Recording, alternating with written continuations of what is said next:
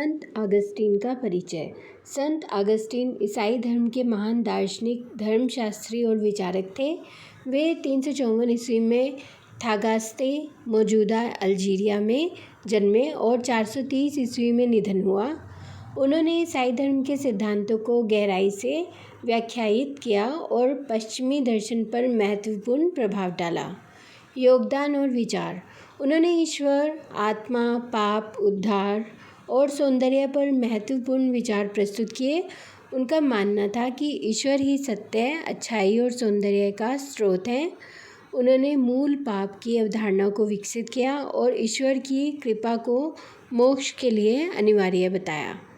पश्चिमी ईसाई धर्म और दर्शन पर उनका गहरा प्रभाव पड़ा, विशेष रूप से थॉमस एक्विनास और मार्टिन लूथर जैसे विचारकों पर। संत अगस्तीन को पश्चिमी ईसाई धर्म का महान विचारक माना जाता है और उनकी शिक्षाएं आज भी चर्च और दर्शन में प्रासंगिक हैं। संत अगस्तीन के कला संबंधी विचार। कला और ईश्वर का संबंध। कला केवल आनंद के लिए नहीं होती, बल्कि इसे ईश्वर की ओर ले जाने का एक साधन माना जाना चाहिए। सच्ची कला वह है जो दिव्य सौंदर्य और ईश्वरीय सत्य को प्रकट करे। कला का नैतिक और आध्यात्मिक उद्देश्य। कला का उद्देश्य आत्मा को शुद्ध करना और ईश्वर की ओर प्रेरित करना है। अश्लील, भ्रामक या अनैतिक कला को वे स्वीकार नहीं करते थे, क्योंकि इससे आत्मा पर नकारात्मक प्रभाव पड़ सकता है। कला में सौंदर्य और सत्य का महत्व। कला को सुंदर और नैतिक होना चाहिए, क्योंकि सत्य और सौंदर्य एक दूसरे से जुड़े होते हैं। उन्होंने प्लेटो की तरह यह माना कि सौंदर्य केवल दृश्यात्मक नहीं होता, बल्कि यह आत्मा और विचारों में भी प्रकट होता है। कला का प्रभाव और दायित्व। कलाकार का कार्य केवल मनोरंजन देना नहीं, बल्कि नैतिक मूल्यों को प्रकट करना भी है। गलत उद्देश्यों से बनी कला मानव आत्मा को पतन की ओर ले जा सकती है। कला और अनुशासन। कला में संतुलन, समरूपता और संरचना आवश्यक है, क्योंकि ये ईश्वरीय सौंदर्य के प्रतिबिंब हैं। कला को अनुशासन और तर्क के दायरे में रहकर विकसित होना चाहिए। संगीत और कविता पर विचार। संगीत को उन्होंने विशेष महत्व दिया और इसे आत्मा को ऊपर उठाने का माध्यम बताया, लेकिन उन्होंने चेतावनी भी दी कि यदि संगीत केवल इंद्रियों को संतुष्ट करने के लिए उपयोग किया जाए तो यह आध्यात्मिक विकास में बाधा बन सकता है। कला और भौतिक संसार। सांसारिक कला क्षणिक और परिवर्तनशील है, जबकि ईश्वरीय कला शाश्वत और सर्वोच्च है। सांसारिक कलाओं का उपयोग तभी उचित है जब वे ईश्वर के प्रति प्रेम और भक्ति को बढ़ाने में सहायक हो। धार्मिक कला का महत्व। उन्होंने धार्मिक चित्रों, मूर्तियों और भक्ति संगीत को आत्मा को उन्नत करने का माध्यम माना, लेकिन उन्होंने मूर्ति पूजा या किसी भी प्रकार की भौतिक वस्तु को ईश्वर से ऊपर मानने का विरोध किया। संत अगस्तीन के सौंदर्य पर विचार। सौंदर्य का स्रोत। सच्चा सौंदर्य ईश्वर में निहित है और संसार में जो कुछ भी सुंदर है वह ईश्वरीय सौंदर्य का प्रतिबिंब मात्र है। सांसारिक सौंदर्य क्षणिक और परिवर्तनशील है, जबकि ईश्वरीय सौंदर्य शाश्वत और परिपूर्ण है। सौंदर्य और सत्य का संबंध। सौंदर्य केवल बाहरी रूप रंग में नहीं होता, बल्कि सत्य और सद्गुण में भी प्रकट होता है। उन्होंने कहा कि जो सत्य और नैतिक रूप से सही है, वही वास्तविक रूप से सुंदर होता है। सौंदर्य और नैतिकता। सुंदरता केवल आँखों से नहीं देखी जाती, बल्कि यह आत्मा की शुद्धता और सद्गुणों में भी प्रकट होती है। उन्होंने नैतिक सौंदर्य को भौतिक सौंदर्य से अधिक महत्वपूर्ण माना। सौंदर्य में संतुलन और समरूपता। उन्होंने सौंदर्य में संतुलन, अनुपात और समरूपता को आवश्यक तत्व माना। गणितीय संतुलन और तार्किक व्यवस्था को भी सौंदर्य के महत्वपूर्ण पहलू बताया। सौंदर्य का उद्देश्य। सौंदर्य केवल आनंद प्रदान करने के लिए नहीं, बल्कि आत्मा को उन्नत करने और ईश्वर की ओर आकर्षित करने का माध्यम होना चाहिए। उन्होंने सांसारिक सौंदर्य में आसक्त होने को एक मोह बताया जो ईश्वर से दूर ले जा सकता है। सौंदर्य और संगीत। उन्होंने संगीत को सौंदर्य का एक महत्वपूर्ण रूप माना जो आत्मा को आध्यात्मिक ऊंचाई तक ले जा सकता है, लेकिन उन्होंने चेतावनी दी कि यदि संगीत केवल इंद्रियों की संतुष्टि के लिए उपयोग किया जाए तो यह आध्यात्मिकता में बाधा डाल सकता है। संसारिक बनावट में सौंदर्य। प्रकृति, कला और मानव शरीर में सौंदर्य ईश्वर की कृति का प्रमाण है, लेकिन यह सौंदर्य केवल बाहरी रूप से महत्वपूर्ण नहीं, बल्कि इसका वास्तविक उद्देश्य आत्मा को ईश्वर की ओर प्रेरित करना है। सौंदर्य की सीमाएं। संसारिक सौंदर्य अस्थायी होता है और परिवर्तनशील है, इसलिए इसे परम सत्य नहीं माना जा सकता। आत्मिक सौंदर्य अधिक स्थायी और मूल्यवान होता है क्योंकि यह ईश्वर के निकट ले जा सकता है। संत अगस्तीन के रंगमंच पर विचार। आवेगों को बढ़ावा देना। उन्होंने रंगमंच को एक ऐसा माध्यम माना जो लोगों की भावनाओं और इच्छाओं को अनावश्यक रूप से उत्तेजित करता है। असत्य का प्रदर्शन। उनके अनुसार नाटक में पात्र झूठी कहानियाँ प्रस्तुत करते हैं जो लोगों को भ्रमित कर सकती हैं और नैतिक रूप से कमज़ोर बना सकती हैं। पाप और अनैतिकता। उन्होंने तर्क दिया कि कई नाटकों में अनैतिकता, हिंसा और अनैच्छिक इच्छाओं को बढ़ावा दिया जाता है जिससे समाज पर बुरा प्रभाव पड़ता है। ईश्वरीय भक्ति से भटकाव। संत अगस्तीन मानते थे कि रंगमंच लोगों का ध्यान आध्यात्मिकता से हटाकर संसारिक सुखों की ओर आकर्षित करता है, जिससे वे ईश्वर से दूर हो सकते हैं। स्वयं के अनुभव। अपनी आत्मकथा में उन्होंने लिखा कि कैसे वे स्वयं युवा अवस्था में रंगमंच से प्रभावित हुए और इसे अनावश्यक दुख और भटकाव का कारण पाया। सच्चे आनंद का मार्ग नहीं। उन्होंने कहा कि रंगमंच में जो आनंद मिलता है वह अस्थायी होता है और सच्चे आध्यात्मिक सुख की तुलना में क्षणिक और भ्रामक होता है। संत अगस्तीन के कुरूपता पर विचार। कुरूपता का मूल कारण। संत अगस्तीन के अनुसार सच्चे सौंदर्य का स्रोत ईश्वर है और जो कुछ भी ईश्वरीय व्यवस्था से दूर है वह कुरूपता की श्रेणी में आता है। पाप और अनैतिकता ही वास्तविक कुरूपता है क्योंकि वे आत्मा को असंतुलित और अशुद्ध बनाते हैं। भौतिक और आध्यात्मिक कुरूपता। भौतिक कुरूपता को उन्होंने ईश्वर की योजना का हिस्सा माना क्योंकि हर चीज़ का एक उद्देश्य होता है। आध्यात्मिक कुरूपता अधिक हानिकारक होती है क्योंकि यह आत्मा को ईश्वर से दूर ले जाती है। सौंदर्य और कुरूपता का संतुलन। उन्होंने कहा कि संसार में जो कुछ भी कुरूप प्रतीत होता है वह भी ईश्वर की योजना का एक अंग है और बड़े परिप्रेक्ष्य में उसका भी एक उद्देश्य है। संसार में सौंदर्य और कुरूपता का सह अस्तित्व आवश्यक है क्योंकि इन्हीं विरोधाभासों से ईश्वरीय सौंदर्य और सद्गुणों का महत्व स्पष्ट होता है। नैतिक कुरूपता। संत अगस्तीन ने झूठ, अनैतिकता, हिंसा, लोभ और अधर्म को वास्तविक कुरूपता माना। उनके अनुसार बाहरी सौंदर्य मायावी हो सकता है लेकिन नैतिक कुरूपता आत्मा को भीतर से विकृत कर देती है। कला और कुरूपता। कला में कुरूपता का उपयोग तभी उचित है जब वह नैतिक शिक्षा देने या किसी सत्य को प्रकट करने के लिए किया जाए। अनैतिक और उद्देश्य विहीन कुरूपता जो आत्मा को पतन की ओर ले जाए उसे अस्वीकार्य मानते थे। कुरूपता और मोक्ष। जो व्यक्ति ईश्वर की ओर बढ़ता है वह नैतिक और आध्यात्मिक कुरूपता से मुक्त होकर वास्तविक सौंदर्य प्राप्त करता है। आत्मा का शुद्धिकरण ही कुरूपता से मुक्ति का एकमात्र मार्ग है। निष्कर्ष। संत अगस्तीन न केवल ईसाई धर्मशास्त्र के महान विचारक थे बल्कि उन्होंने सौंदर्य, नैतिकता और आध्यात्मिकता पर भी गहरे दार्शनिक विचार प्रस्तुत किए। उनके अनुसार सौंदर्य का वास्तविक स्रोत ईश्वर है और हर चीज़ की सुंदरता उसके दिव्य उद्देश्य से जुड़ी होती है। उन्होंने यह भी बताया कि कुरूपता मात्र बाहरी नहीं होती बल्कि नैतिक रूप से बुरी चीज़ें भी कुरूप होती हैं। उनका मत था कि यदि कोई वस्तु ईश्वर के दिव्य क्रम के अनुसार नहीं है तो वह कुरूप मानी जाती है। साथ ही उन्होंने मूल पाप, ईश्वरीय अनुग्रह और आत्मा की उन्नति पर भी महत्वपूर्ण विचार दिए। उनकी शिक्षाएं पश्चिमी ईसाई धर्म, दर्शन और कला की अवधारणाओं पर गहरा प्रभाव डालती हैं।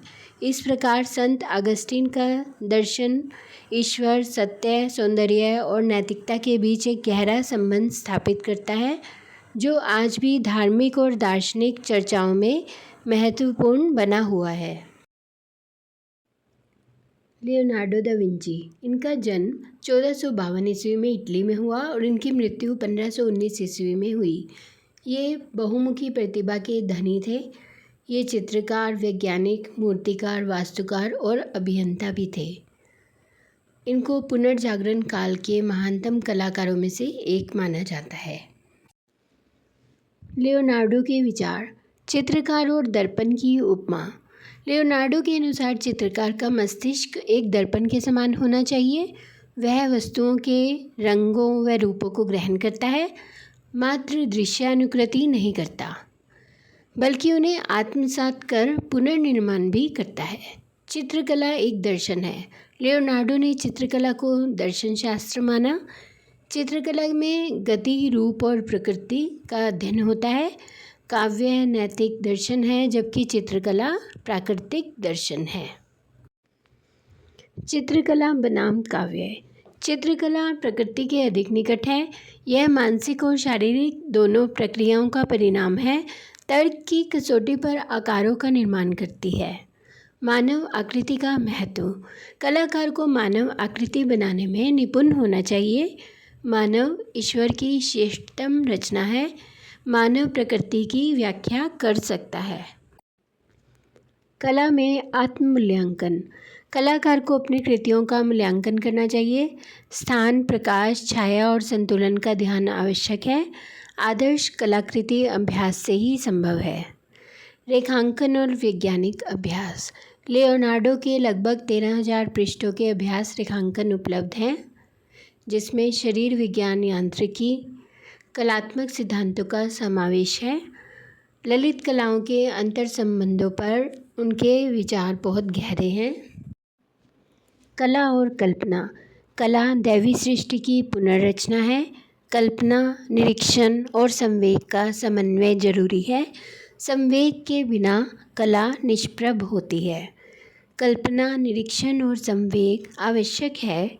इस वाक्य में 3 महत्वपूर्ण कलात्मक तत्वों की बात की गई है। आइए एक एक करके सरल भाषा में समझते हैं। कल्पना, कुछ नया सोचने और रचने की शक्ति। कलाकार अपनी कल्पना शक्ति से ही ऐसी चीज़ें बना सकता है जो उसने कभी देखी नहीं होती। कल्पना से ही नई दुनिया, भावनाएं और दृश्य उत्पन्न होते हैं, जो कला को अनोखा और रचनात्मक बनाते हैं। निरीक्षण, किसी वस्तु, दृश्य या व्यक्ति को गहराई से और ध्यानपूर्वक देखना। कलाकार अगर प्रकृति, मनुष्यों और उनके भावों को गहराई से नहीं देखेगा तो कला सजीव नहीं बन पाएगी। लियोनार्डो कहते थे कि कलाकार को वैज्ञानिक की तरह देखना चाहिए। हर रेखा, छाया, प्रकाश, गति का अध्ययन करना चाहिए। संवेग, अंदर की भावनाएं जैसे खुशी, दुख, भय, आश्चर्य आदि। कला में भावनाएं ही जान डालती हैं। संवेग के बिना चित्र या मूर्ति भावहीन और निर्जीव लगती है। कलाकार की भावनाएं ही दर्शकों के मन को छूती हैं। विज्ञान और कला का संगम। लियोनार्डो गणित, संगीत, शरीर रचना, यांत्रिकी में पारंगत थे। उनकी नोटबुक्स ज्ञान का भंडार हैं। उन्होंने उड़न यंत्र, मानवीय भाव, शरीर रचना को चित्रों में दर्शाया। सौंदर्य और अमरता। जो भी सुंदर और मानवीय दृष्टिकोण से सुंदर है वह नश्वर है। केवल कला में निहित सौंदर्य ही शाश्वत है। कलाकार दृश्य सृष्टि को अमर बनाता है। तकनीकी पक्ष पर बल। लियोनार्डो ने सौंदर्य के दार्शनिक पक्ष की तुलना में तकनीकी पहलुओं पर अधिक बल दिया। उन्होंने कलाकृति को वैज्ञानिक विश्लेषण का परिणाम माना। उनकी प्रसिद्ध कृतियां हैं ईसा का अंतिम भोज, मनोवैज्ञानिक अभिव्यक्ति का यह उदाहरण है। मोनालिसा, रहस्यमयी मुस्कान और भावों की जटिलता इसमें दिखाई देती है। निष्कर्ष, लियोनार्डो की दृष्टि में कला गहन चिंतन और अभ्यास का परिणाम है। उन्होंने कला और विज्ञान के समन्वय से नई दिशाएं दी। उनकी विचारधारा आज भी प्रेरणादायक है। इमैनुअल कांट के सौंदर्य शास्त्र और उद्दात की संकल्पना पर विचार। इमैनुअल कांट एक जर्मन दार्शनिक थे जिन्हें आधुनिक दर्शन के प्रमुख स्तंभों में से एक माना जाता है। उनकी रचनाएं विशेष रूप से critic of pure reason, critic of practical reason और क्रिटिक ऑफ जजमेंट ने पश्चिमी दर्शन पर गहरा प्रभाव डाला। कांट ने ज्ञान, नैतिकता और सौंदर्य शास्त्र के क्षेत्र में महत्वपूर्ण योगदान दिया। सौंदर्य का निरपेक्ष अनुभव। कांट के अनुसार सौंदर्य का अनुभव किसी भी बाहरी उद्देश्य या लाभ से मुक्त होता है। उन्होंने इसे निष्काम सौंदर्य कहा, जिसका अर्थ है कि हम किसी चीज़ को केवल इसीलिए सुंदर मानते हैं क्योंकि वह हमारे भीतर आनंद उत्पन्न करती है, न कि किसी व्यक्तिगत स्वार्थ या प्रयोजन के कारण। सौंदर्य शास्त्र और आत्मनिष्ठता। कांट मानते थे कि सौंदर्य का अनुभव व्यक्तिगत होता है, लेकिन फिर भी इसमें सार्वभौमिकता का तत्व होता है। जब हम किसी चीज़ को सुंदर मानते हैं तो हम यह भी मानते हैं कि अन्य लोगों को भी यह सुंदर लगना चाहिए। कला और प्रकृति। कांट ने कला को दो भागों में विभाजित किया। प्राकृतिक सौंदर्य, यह वह सौंदर्य है जो प्रकृति में स्वतः मौजूद होता है, जैसे पहाड़, नदियाँ और सूर्यास्त। कलात्मक सौंदर्य, यह वह सौंदर्य है जिसे मनुष्य की रचनात्मकता और कल्पना द्वारा निर्मित किया जाता है, जैसे चित्रकला, संगीत और मूर्तिकला। कला में प्रतिभा। कांट का मानना था कि सच्ची कला में प्रतिभा का होना आवश्यक है। एक कलाकार को प्रकृति से प्रेरणा मिलती है, लेकिन वह अपने विचारों और कल्पना के माध्यम से कुछ नया मौलिक बनाता है। सौंदर्य और नैतिकता का संबंध। कांट के अनुसार सौंदर्य और नैतिकता के बीच गहरा संबंध होता है। सौंदर्य का अनुभव हमें नैतिक रूप से उच्चतर बनाता है और हमारी आत्मा को शुद्ध करता है। उन्होंने यह भी कहा कि कला का उद्देश्य केवल आनंद प्रदान करना नहीं है, बल्कि यह हमें एक उच्चतर नैतिक अनुभव की ओर ले जाती है। इमैनुअल कांट ने सौंदर्य को दो प्रकारों में विभाजित किया। प्रयोजन सापेक्ष सौंदर्य, यह वह सौंदर्य है जो किसी विशेष उद्देश्य, कार्य या अवधारणा पर निर्भर करता है। इसका सौंदर्य उसकी उपयोगिता, उद्देश्य या बाहरी विशेषताओं से जुड़ा होता है। उदाहरण के लिए कोई सुंदर इमारत, आभूषण या पोशाक जो विशेष प्रयोजन के लिए बनाई गई हो। प्रयोजन निरपेक्ष सौंदर्य, यह शुद्ध सौंदर्य है जो किसी बाहरी उद्देश्य से प्रभावित नहीं होता। यह सौंदर्य आत्मनिर्भर होता है और केवल देखने वाले की अनुभूति पर आधारित होता है। उदाहरण के लिए प्रकृति की सुंदरता, फूलों का खिलना या संगीत की लयबद्धता जो किसी बाहरी प्रयोजन से बंधी नहीं होती। कांट के अनुसार शुद्ध सौंदर्य अधिक उच्चतम स्तर का होता है क्योंकि यह किसी उपयोगिता या उद्देश्य से बंधा नहीं होता, बल्कि मात्र आनंद और अनुभूति पर आधारित होता है। इमैनुअल कांट की उद्दात की कल्पना। इमैनुअल कांट की उद्दात की कल्पना को संक्षेप में निम्नलिखित बिंदुओं से समझा जा सकता है। उद्दात और सौंदर्य में अंतर। कांट ने सौंदर्य और उद्दात को अलग माना। सौंदर्य संतुलित, आनंददायक और सुगम होता है, जबकि उद्दात विशाल, भयावह और शक्तिशाली होते हुए भी आकर्षक होता है। उद्दात के दो प्रकार। गणितीय उद्दात, जब कोई वस्तु अपनी विशालता या अनंतता के कारण हमारी संकल्पना से परे प्रतीत होती है, जैसे आकाश, समुद्र, ऊंचे पहाड़। और गतिक उद्दात, जब कोई शक्ति या प्राकृतिक तत्व जैसे तूफान, ज्वालामुखी, समुद्री लहरें इतना प्रबल हो कि वह हमें भयभीत करें, लेकिन हम उसकी शक्ति को सोचने और सहने में सक्षम हों। मन का आत्मसंघर्ष। उद्दात अनुभूति में मन पहले घबराता है, लेकिन फिर आत्मबोध और मानसिक श्रेष्ठता महसूस करता है। पहले हमें भय लगता है, लेकिन फिर एहसास होता है कि हमारी बुद्धि इन चीज़ों को समझ सकती है। मानव चेतना की महानता। उद्दात वस्तुएं हमें हमारी शुद्धता का एहसास कराती है, लेकिन साथ ही यह भी दिखाती हैं कि हमारी बुद्धि और आत्मा उनसे श्रेष्ठ है क्योंकि हम उन्हें समझ सकते हैं। ये विशाल चीज़ें हमारी छोटी दुनिया से बाहर सोचने पर मजबूर करती हैं और हम महसूस करते हैं कि हमारी सोच उनसे भी बड़ी हो सकती है।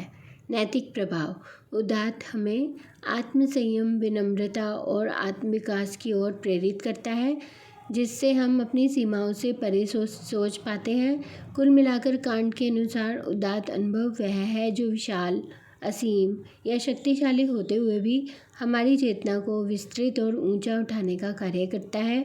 उदात्त अनुभव हमें विनम्र बनाता है और खुद को बेहतर बनाने के लिए प्रेरित करता है। कांट का ज्ञान का सिद्धांत। इमैनुअल कांट का दर्शन मुख्य रूप से ज्ञान की समस्या पर केंद्रित था। उन्होंने यह समझाने की कोशिश की कि मनुष्य को ज्ञान कैसे प्राप्त होता है और उसकी सीमाएं क्या हैं। कांट की मुख्य समस्या अनुभव और ज्ञान की सीमा। कांट से पहले दो प्रमुख दार्शनिक परंपराएं प्रचलित थीं। अनुभववाद। जॉन लॉक और डेविड ह्यूम जैसे दार्शनिकों का मानना था कि सारा ज्ञान केवल अनुभव से आता है। तर्कवाद। डेस्क्रॉटेस और स्पिनोजा जैसे दार्शनिकों का मानना था कि ज्ञान केवल तर्क के माध्यम से प्राप्त किया जा सकता है। कांट ने इन दोनों विचारधाराओं को मिलाकर ट्रांसेंडेंटल आइडियलिज्म का सिद्धांत दिया। उनकी मुख्य समस्या यह थी कि क्या ज्ञान केवल अनुभव पर आधारित होता है या उसमें कोई पूर्व निर्धारित संरचना भी होती है। कांट के अनुसार ज्ञान कैसे प्राप्त होता है। कांट ने कहा कि ज्ञान केवल अनुभव से नहीं आता, बल्कि उसमें हमारी बुद्धि की पूर्व निर्धारित संरचनाएं भी होती हैं। ज्ञान के दो स्रोत। संवेदी अनुभव। हमें दुनिया की जानकारी हमारी इंद्रियों से मिलती है। उदाहरण, हम देखते हैं कि सूरज उगता है और अस्त होता है। पूर्वानुभवी संरचना। कुछ ज्ञान हमारी बुद्धि में पहले से ही मौजूद होता है जो अनुभव से स्वतंत्र होता है। उदाहरण, हम ये मानते हैं कि गणित में 2 + 2 4 होता है। समय और स्थान की अवधारणा। ज्ञान का गठन। कांट के अनुसार हमारा ज्ञान 3 स्तरों पर विकसित होता है। संवेदी बोध।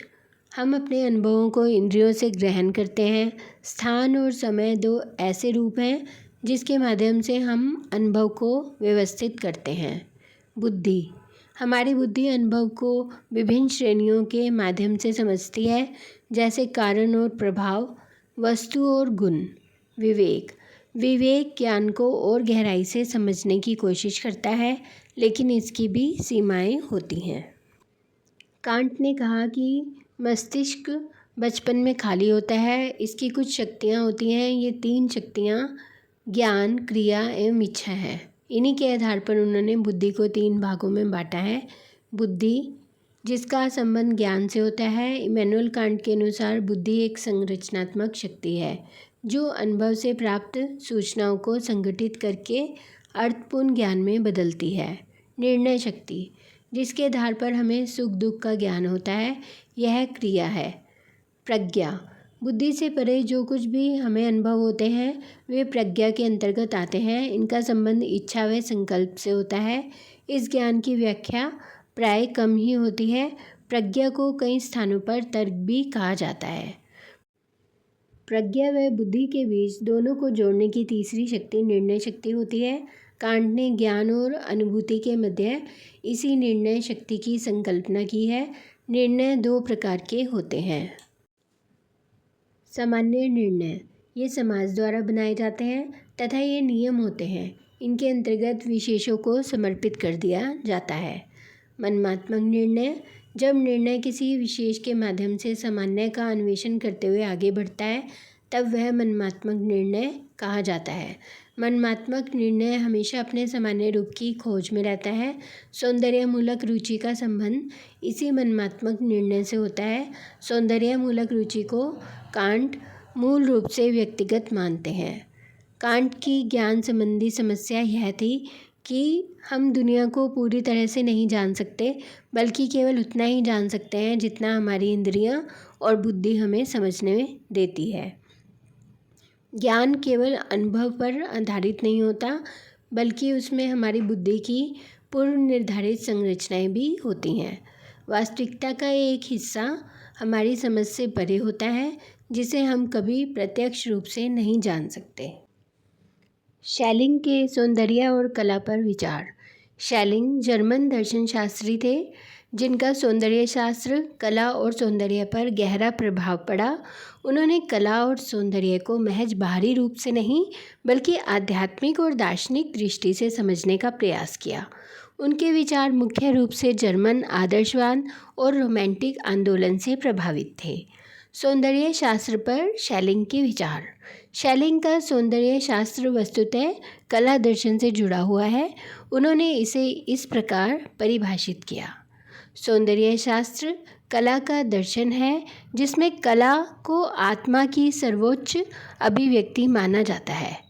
वे सौंदर्य को न तो केवल वस्तुपरक मानते थे और न ही पूरी तरह से आत्मापरक, बल्कि इसे आत्मा और पदार्थ के बीच एक संतुलन मानते थे। सौंदर्य असीम और सीमित के मध्य सामंजस्य है जो कला के माध्यम से प्रकट होता है। कला पर शेलिंग के विचार। शेलिंग ने कला को केवल मनोरंजन या नकल मात्र नहीं माना, बल्कि उन्होंने इसे सत्य और चेतना की गूढ़ अभिव्यक्ति कहा। कला को उन्होंने दार्शनिक और आध्यात्मिक ज्ञान का सर्वोच्च साधन माना। उनके अनुसार कला प्रकृति और आत्मा के मिलन की परिणति है जो अनंत सत्य की झलक देती है।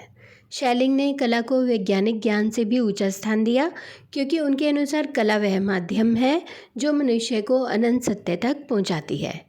सौंदर्य और कला का संबंध। शेलिंग के अनुसार कला सौंदर्य का सर्वोच्च रूप है। वे सौंदर्य को प्राकृतिक और आध्यात्मिक दोनों रूपों में देखते थे। उनके विचार में सच्चा सौंदर्य वह है जिसमें प्रकृति और आत्मा की एकता झलकती हो। कला, विशेष रूप से कविता, संगीत और चित्रकला, इस सौंदर्य को व्यक्त करने के लिए सबसे प्रभावी माध्यम है। निष्कर्ष। शेलिंग का सौंदर्य शास्त्र दर्शन, कला और आध्यात्मिकता का समन्वय प्रस्तुत करता है। उनके अनुसार सौंदर्य केवल बाहरी रूप में नहीं बल्कि आत्मा और ब्रह्मांड के गहरे रहस्यों को प्रकट करने वाला तत्व है। उनकी विचारधारा ने कला और दर्शन के क्षेत्र में एक नई दिशा दी, जिससे रोमांटिक कलाकारों और विचारकों को प्रेरणा मिली। फ्रेडरिक हेगेल के कला और सौंदर्य पर विचार और उनकी उदात्त की अवधारणा। हेगेल का परिचय। हेगेल एक प्रसिद्ध जर्मन दार्शनिक थे जिनका जन्म 27 अगस्त 1770 को जर्मनी में हुआ था। वे जर्मन आदर्शवाद के प्रमुख विचारकों में से एक थे। उनका दर्शन मुख्य रूप से तर्कशास्त्र, आत्मा और वास्तविकता की संकल्पना पर आधारित था। हेगेल के सौंदर्य पर विचार। हेगेल का सौंदर्य शास्त्र उनकी भाववादी दर्शन पर आधारित है। उनके अनुसार सौंदर्य केवल बाहरी रूप में नहीं बल्कि आत्मा की अभिव्यक्ति में निहित होता है। वे कला को केवल सौंदर्य के लिए नहीं बल्कि सत्य और आध्यात्मिकता की अभिव्यक्ति के रूप में देखते थे। सौंदर्य की परिभाषा। हेगेल के अनुसार सौंदर्य आत्मा की बाह्य अभिव्यक्ति है। सौंदर्य केवल भौतिक रूप में नहीं होता बल्कि उसमें भावना, चेतना और विचार का भी समावेश होता है। सबसे सुंदर वह होता है जो सत्य और पूर्णता को प्रकट करे। प्रकृति और कला का सौंदर्य। प्रकृति का सौंदर्य। प्रकृति में सौंदर्य मौजूद होता है लेकिन वह अधूरा होता है। प्राकृतिक वस्तुएं स्वतः सुंदर होती हैं लेकिन वे मनुष्य की आत्मा को पूर्ण रूप से व्यक्त नहीं कर सकती। उदाहरण: सूर्योदय, फूल, पहाड़ सुंदर होते हैं लेकिन वे किसी विचार या भावना को स्पष्ट रूप से व्यक्त नहीं करते। कला का सौंदर्य। कला का सौंदर्य प्राकृतिक सौंदर्य से उच्च होता है क्योंकि यह मानव आत्मा और विचारों की स्पष्ट अभिव्यक्ति करता है। कला केवल बाहरी सौंदर्य नहीं बल्कि भावनाओं, संघर्ष, आदर्श और आध्यात्मिकता को दर्शाने का माध्यम है। कला और सौंदर्य की उच्चतम स्थिति। हेगेल ने कला के विकास को 3 प्रमुख चरणों में विभाजित किया: प्रतीकात्मक कला, शास्त्रीय कला, रोमांटिक कला। प्रतीकात्मक कला यह कला का सबसे प्रारंभिक चरण है जिसमें रूप और अर्थ के बीच असंगति होती है। इसमें प्रतीक और संकेतों के माध्यम से विचारों को अभिव्यक्त किया जाता है। यह कला अधिक अस्पष्ट, रहस्यमयी और रहस्यवाद से भरी होती है। इस चरण में रूप पूर्णता को प्राप्त नहीं करता और कला अधिक भौतिकता पर आधारित होती है। उदाहरण मिस्र की मूर्तिकला और पिरामिड, जहाँ मानव आकृतियाँ कठोर और यांत्रिक रूप से बनाई जाती हैं।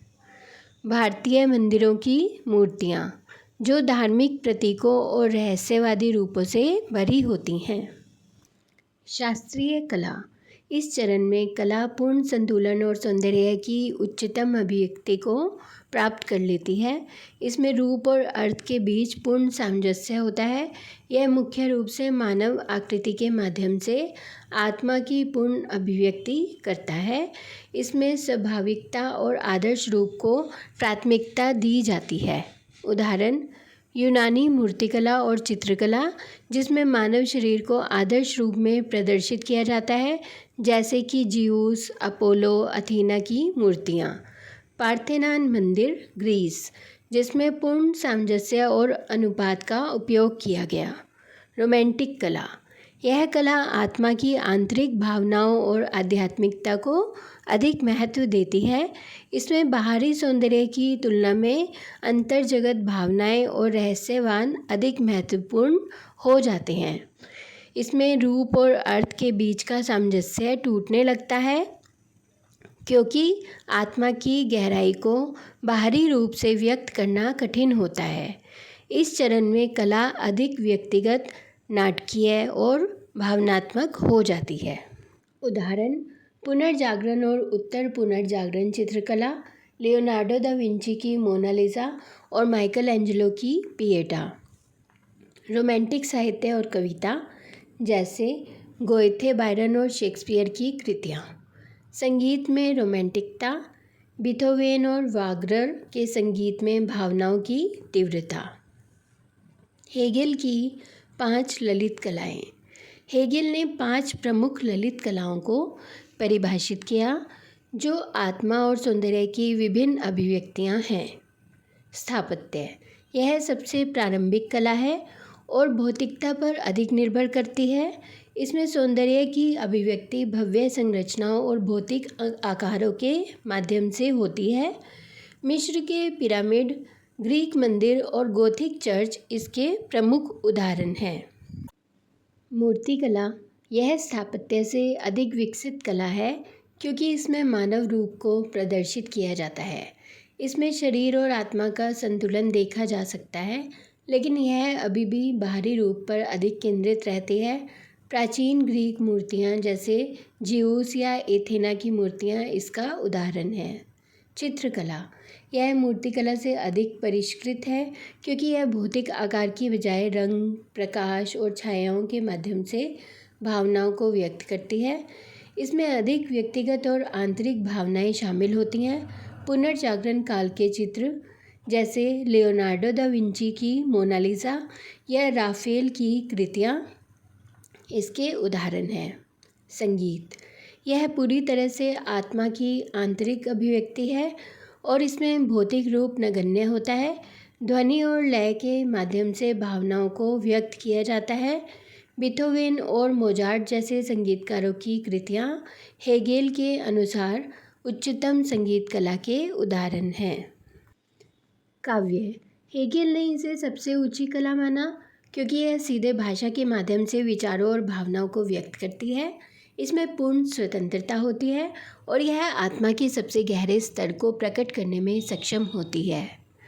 होमर, शेक्सपियर और गेटे की रचनाएं इसका बेहतरीन उदाहरण है। हेगेल के अनुसार ये पांचों कलाएं आत्मा और सौंदर्य की अलग अलग अवस्थाओं को दर्शाती हैं। स्थापत्य और मूर्तिकला भौतिक रूप से सौंदर्य व्यक्त करते हैं, जबकि चित्रकला, संगीत और काव्य क्रमशः अधिक आंतरिक और आध्यात्मिक अभिव्यक्तियां हैं। काव्य को उन्होंने सर्वोच्च कला माना, क्योंकि यह सबसे अमूर्त और स्वतंत्र अभिव्यक्ति का साधन है। हेगेल के उदात्त पर विचार, हेगेल का सौंदर्य शास्त्र केवल सौंदर्य तक सीमित नहीं है, बल्कि उन्होंने उदात्त की भी गहरी व्याख्या की।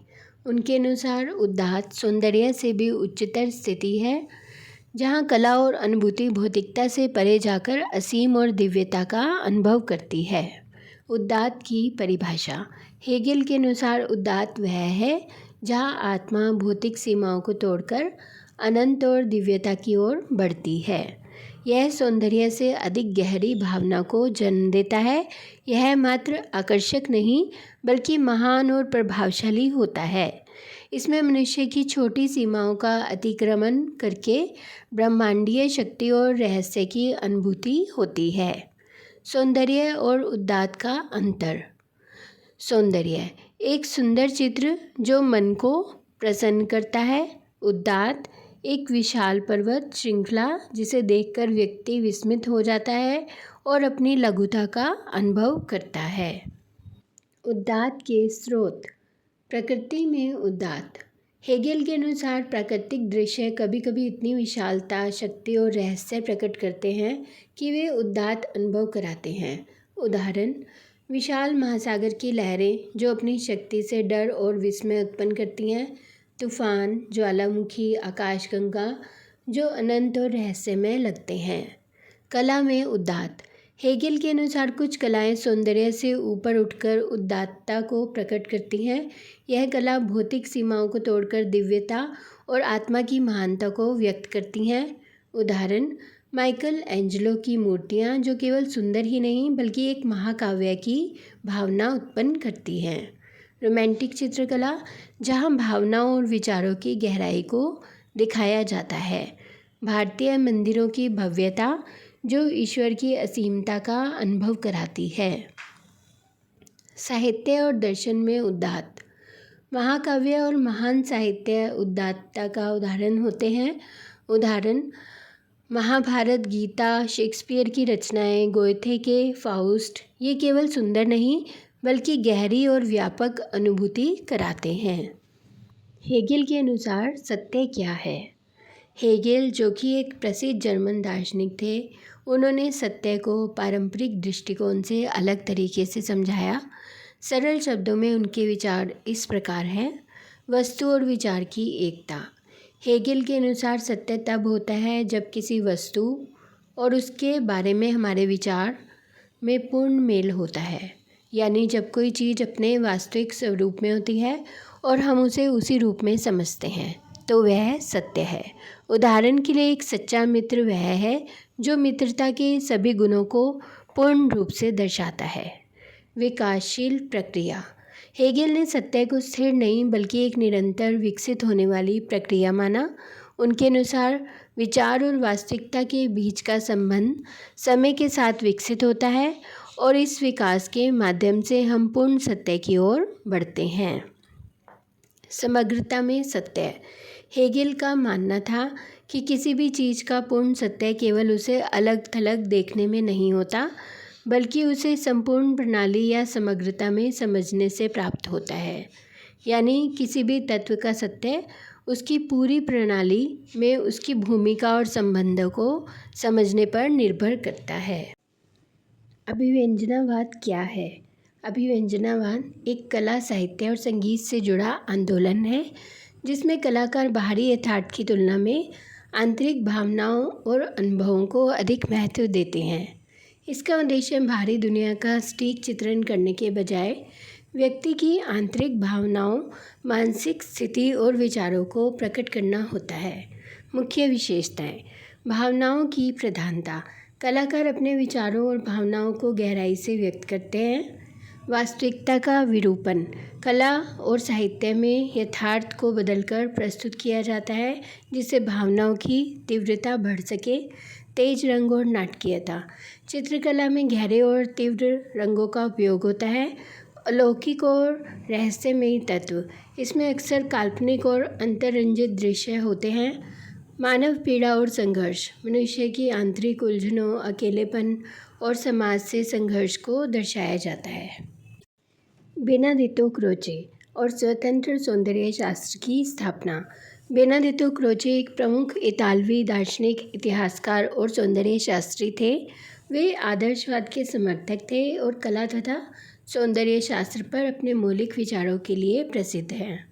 उन्होंने कला को बौद्धिक नहीं बल्कि एक सहज और भावनात्मक अभिव्यक्ति के रूप में देखा। उन्होंने स्वतंत्र सौंदर्य शास्त्र की अवधारणा प्रस्तुत की और अभिव्यंजना सिद्धांत को विकसित किया। क्रोचे का दार्शनिक दृष्टिकोण। क्रोचे आत्मवादी विचारधारा से जुड़े थे। उन्होंने भौतिकवाद के विरुद्ध आत्मा की सत्ता को प्रतिष्ठित किया। उनका मानना था कि कला किसी भौतिक प्रक्रिया का परिणाम नहीं होती बल्कि यह एक मानसिक और अतीन्द्रिय क्रिया है। क्रोचे का दार्शनिक दृष्टिकोण। क्रोचे आत्मवादी विचारधारा से जुड़े थे। उन्होंने भौतिकवाद के विरुद्ध आत्मा की सत्ता को प्रतिष्ठित किया। उनका मानना था कि कला किसी भौतिक प्रक्रिया का परिणाम नहीं होती बल्कि एक मानसिक और अतीन्द्रिय क्रिया है। स्वतंत्र सौंदर्य शास्त्र की स्थापना। क्रोचे ने सौंदर्य शास्त्र को अन्य शाखाओं जैसे नैतिकता और विज्ञान से अलग माना। उन्होंने तर्क दिया कि कला न तो नैतिकता से बंधी होती है और न ही इसे किसी उपयोगिता के आधार पर आंका जा सकता है। उन्होंने कला को आत्म अभिव्यक्ति का माध्यम बताया जिसमें कलाकार अपनी आंतरिक अनुभूतियों को मूर्त रूप देता है। फिलॉसफी ऑफ द स्पिरिट और सौंदर्य शास्त्र। क्रोचे की प्रसिद्ध रचना फिलॉसफी ऑफ द स्पिरिट 4 भागों में विभाजित है। एस्थेटिक सौंदर्य शास्त्र। इसमें उन्होंने कला और अभिव्यंजना के महत्व पर प्रकाश डाला है। लॉजिक तर्कशास्त्र ज्ञान और तर्क की प्रक्रिया पर आधारित है। फिलॉसफी ऑफ कंडक्ट आचरण का दर्शन नैतिकता और मानवीय व्यवहार का अध्ययन करता है। थ्योरी एंड हिस्ट्री ऑफ हिस्ट्रियोग्राफी इतिहास लेखन का सिद्धांत और इतिहास। इसमें इतिहास के महत्व और उसकी व्याख्या पर विचार किया गया है। अभिव्यंजना सिद्धांत। क्रोचे ने कहा कि कला केवल बाहरी रूपों में नहीं होती बल्कि यह एक मानसिक प्रक्रिया है। जब तक कोई विचार स्पष्ट रूप से अभिव्यक्त नहीं हो जाता वह वास्तविक कला नहीं कहलाता। उन्होंने तर्क दिया कि अभिव्यक्ति केवल शब्दों तक सीमित नहीं है, यह रंग, रेखा, ध्वनि और अन्य माध्यमों से भी हो सकती है। क्रोचे का सौंदर्य शास्त्रीय दृष्टिकोण। कला उपयोगिता से मुक्त है। कला किसी बाहरी उद्देश्य के लिए नहीं बनाई जाती। कला नैतिकता से स्वतंत्र है। नैतिकता और कला 2 अलग अलग क्षेत्र हैं। अभिव्यक्ति ही कला है। कला वही होती है जो प्रभावी रूप से व्यक्त की जाती है। सहजानुभूति और अभिव्यक्ति का संबंध। कलाकार के मन में जो सहज अनुभव होता है वही उसकी कला में परिलक्षित होता है। क्रोचे की कला संबंधी अवधारणा। कला आत्म अभिव्यक्ति है। क्रोचे के अनुसार कला केवल बाहरी वस्तुओं की नकल नहीं बल्कि कलाकार की आंतरिक भावनाओं और संवेदनाओं की स्वतंत्र अभिव्यक्ति है। कला का कोई नैतिक या उपयोगितावादी उद्देश्य नहीं। उन्होंने कला को नैतिकता और उपयोगिता से स्वतंत्र माना। उनके अनुसार कला केवल सौंदर्य बोध का विषय है। कला और सौंदर्य का घनिष्ठ संबंध। क्रोचे ने सौंदर्य को कला का अभिन्न अंग माना और इसे किसी बाहरी मानक से नहीं बल्कि मानवीय संवेदनाओं और कल्पना शक्ति से उपजा अनुभव कहा। बौद्धिकता से स्वतंत्रता। उन्होंने तर्क दिया कि कला किसी तर्कसंगत बौद्धिक प्रक्रिया का परिणाम नहीं होती बल्कि यह एक सहज और आत्मिक अनुभव होती है। सौंदर्य शास्त्र की स्वायत्तता। उन्होंने कला के अध्ययन को दर्शन शास्त्र और अन्य विषयों की सीमाओं से मुक्त कर एक स्वतंत्र अनुशासन के रूप में स्थापित किया। उनका यह कथन महत्वपूर्ण है, कला प्रभावों की अभिव्यंजना है, न कि अभिव्यंजना की अभिव्यंजना। इसका अर्थ यह है कि कला का मूल उद्देश्य केवल किसी बाहरी वस्तु की नकल करना नहीं है बल्कि यह कलाकार की आंतरिक संवेदनाओं और अनुभवों का प्रत्यक्ष रूप से प्रकटीकरण है। क्रोचे के अनुसार मानस व्यापार के 2 मुख्य पक्ष। क्रोचे के दर्शन में मानसिक गतिविधि को 2 भागों में विभाजित किया गया है। सैद्धांतिक पक्ष। ज्ञान से संबंधित यह पक्ष ज्ञान और विचार प्रक्रिया से जुड़ा हुआ है। ज्ञान को 2 भागों में विभाजित किया गया है। प्रतिभा ज्ञान, यह ज्ञान का सहज रूप है जो प्रत्यक्ष अनुभूति से उत्पन्न होता है। इसमें कल्पना और भावना प्रमुख होती है। कला इसी श्रेणी में आती है। विक्षामूलक स्वयं प्रकाश्य ज्ञान, इसे सहज ज्ञान या अंतर्ज्ञान भी कहा जाता है। यह स्वयं में एक स्वतंत्र और पूर्ण अनुभव होता है जिसे बाहरी प्रमाण की आवश्यकता नहीं होती। यह ज्ञान किसी बाहरी तथ्य या वैज्ञानिक नियमों पर आधारित नहीं होता, बल्कि व्यक्ति के आंतरिक अनुभव और संवेदनाओं से उत्पन्न होता है। प्रज्ञात्मक ज्ञान, यह बौद्धिक और तर्कसंगत ज्ञान है जो विवेक और विश्लेषण पर आधारित होता है। अन्वीक्षामूलक सार्वत्रिक ज्ञान, इसे प्रमेय ज्ञान भी कहा जाता है। यह तर्क, विश्लेषण और बाहरी प्रमाणों पर आधारित होता है। इस प्रकार का ज्ञान सार्वत्रिक होता है, यानी यह सभी व्यक्तियों के लिए समान रूप से सत्य होता है। यह विज्ञान, गणित और दर्शन शास्त्र में प्रमुख रूप से पाया जाता है। व्यवहारिक पक्ष, क्रिया से संबंधित यह पक्ष मानव की कार्यशीलता और व्यवहार से संबंधित होता है। इसे भी दो भागों में विभाजित किया गया है। आर्थिक क्रिया, इसका संबंध व्यक्तिगत इच्छाओं और हितों से होता है। नैतिक क्रिया, यह व्यापक रूप से समाज और नैतिक मूल्यों से संबंधित होती है। कलाकार और साधारण व्यक्ति का अंतर, क्रोची के अनुसार कलाकार और साधारण व्यक्ति में मुख्य अंतर यह है कि कलाकार अपने मन में उत्पन्न बिंबों को बाह्य रूप में अभिव्यक्त कर सकता है, जबकि साधारण व्यक्ति ऐसा नहीं कर पाता। साधारण व्यक्ति केवल अनुभव करता है, लेकिन वह उसे स्पष्ट रूप से देख नहीं पाता। उदाहरण के लिए, जब हम किसी की मुस्कान देखते हैं तो हमें उसका धुंधला सा अनुभव होता है, लेकिन हम उसकी सभी बारीक विशेषताओं को ग्रहण नहीं कर पाते। वहीं एक कलाकार, जैसे कि चित्रकार, जब उस मुस्कान को चित्रित करता है तो वह उसकी सूक्ष्मताओं को खोजकर उन्हें स्थायी रूप में अभिव्यक्त कर देता है। प्रतिभा का अर्थ, क्रोची के अनुसार प्रतिभा ज्ञान और अभिव्यंजना का पूर्ण ऐक्य है। इसका अर्थ यह है कि यदि ज्ञान में सुंदरता होगी तो अभिव्यक्ति भी सुंदर होगी। कलाकार अपनी प्रतिभा के माध्यम से किसी संवेदना या अनुभव को सजीव रूप में प्रस्तुत करता है। सहजानुभूति और अभिव्यंजना, क्रोचे के शब्दों में सहजानुभूति ज्ञान अभिव्यंजनात्मक ज्ञान है। यह बौद्धिक क्रिया से स्वतंत्र और स्वायत्त होती है।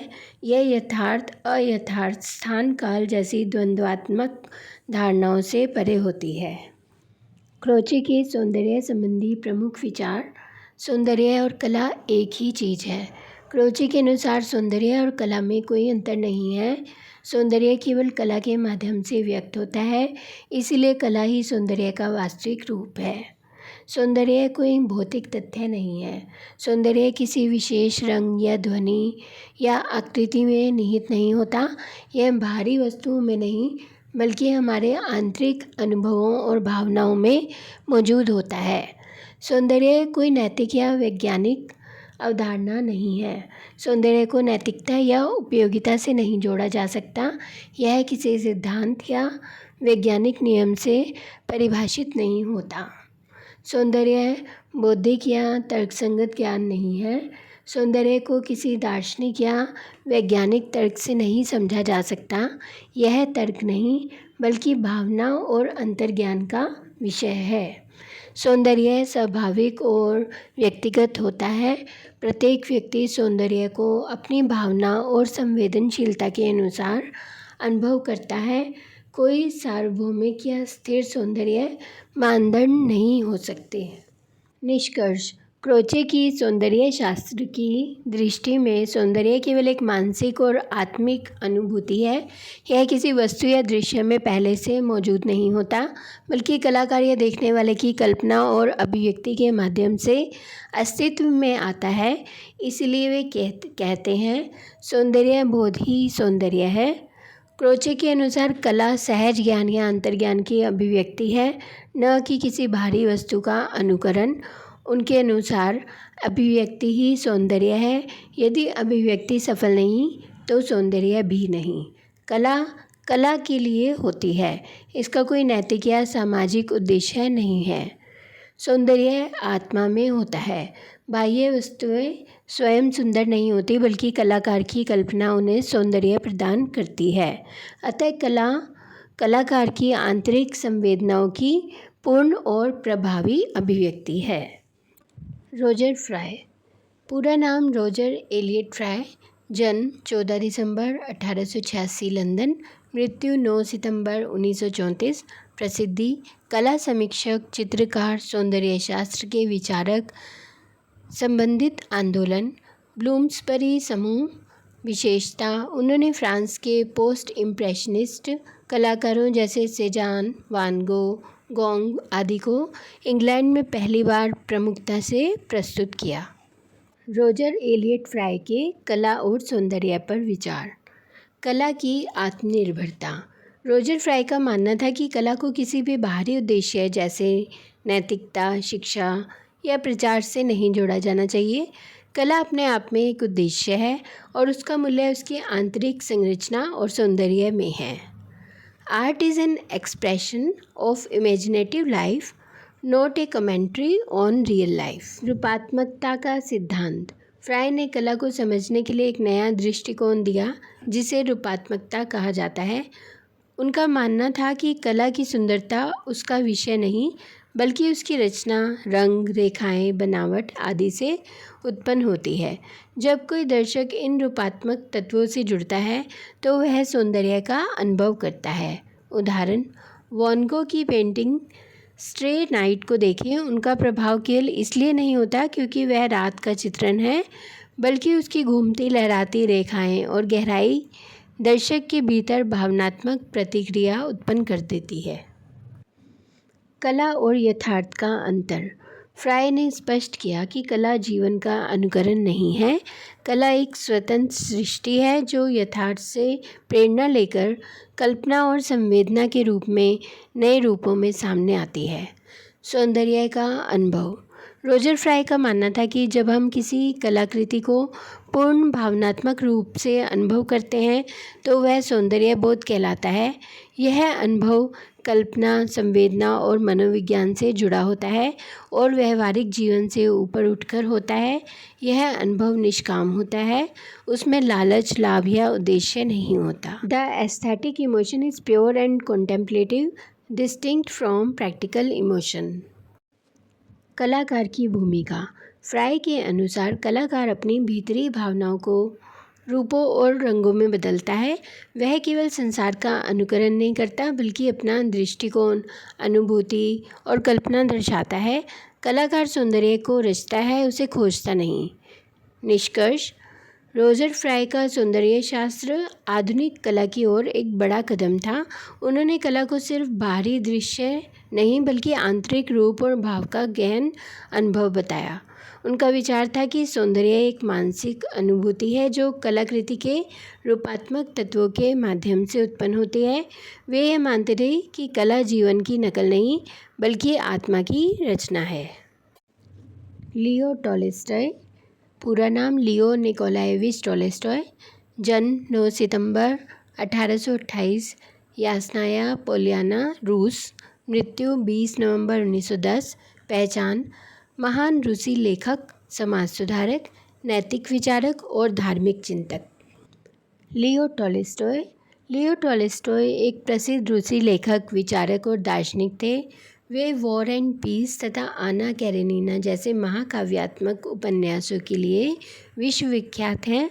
उनका साहित्य केवल कहानी कहने तक सीमित नहीं था, बल्कि वह जीवन, नैतिकता, धर्म और मानवता के गहरे विचारों को सामने लाता है।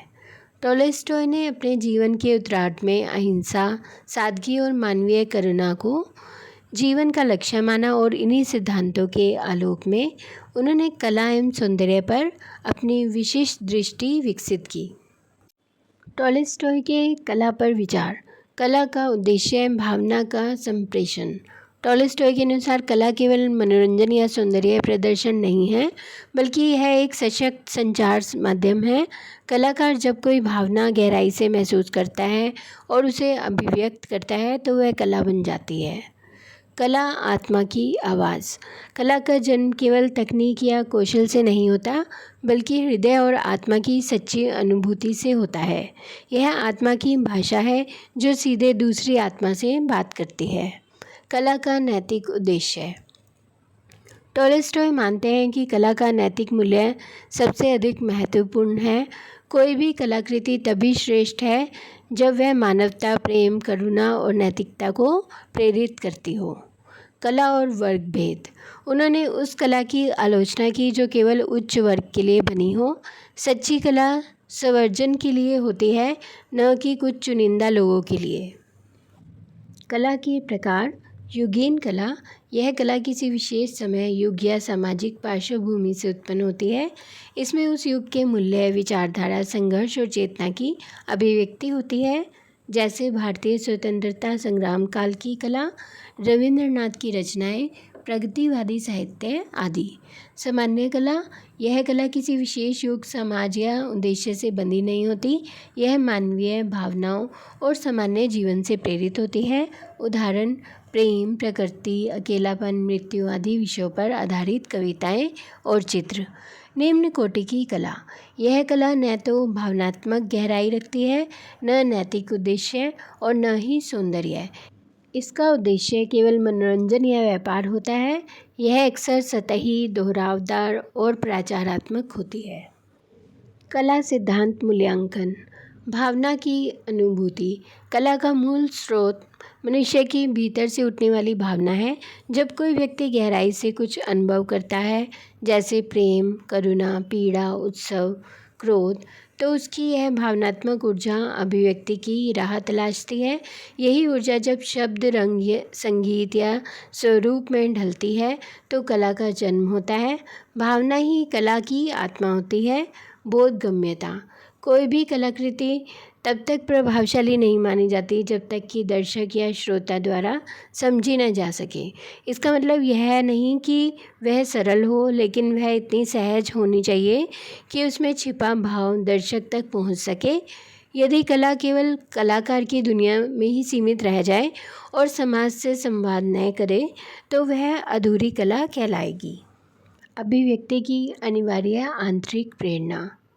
सच्चा कलात्मक सृजन बाहरी दबावों या लाभ के लिए नहीं, बल्कि एक आंतरिक आवेग या प्रेरणा से होता है। जब कोई विचार या भावना मन को मथती है और उसे बाहर लाना आवश्यक हो जाता है, तभी सच्ची कला जन्म लेती है। यह प्रेरणा स्वाभाविक, प्रामाणिक और आत्मिक होती है। कलात्मक सृजन की प्रक्रिया। अनुभूति। कलाकार किसी भाव या अनुभव को गहराई से अनुभव करता है। चिंतन। वह इस भावना को सोचता है, रूप देता है और कल्पना शक्ति से सुसज्जित करता है। अभिव्यक्ति का माध्यम चुनना। वह तय करता है कि इस भावना को किस रूप में प्रकट किया जाए। कविता, चित्र, नृत्य, नाटक आदि। रचना।